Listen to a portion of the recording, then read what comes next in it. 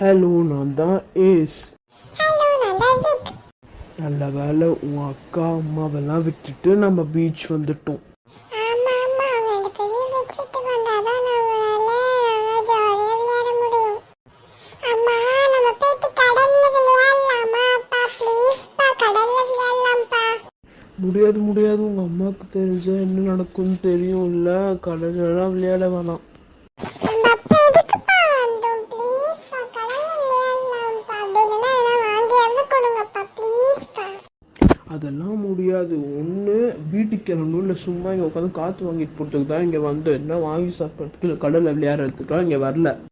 அப்பா, அப்பனா தனியா நானே வீட்டுக்கு கிளம்பிடுவேன். இப்பெல்லாம் பண்ணாதீங்கப்பா, ப்ளீஸ்ப்பா. நான் வாங்கலாம், இல்லைன்னா நம்ம கடல்ல விளையாடலாம்ப்பா, ப்ளீஸ்ப்பா. கடல்ல விளையாடலாம்ப்பா நான் கூட்டிட்டு வந்தீங்க.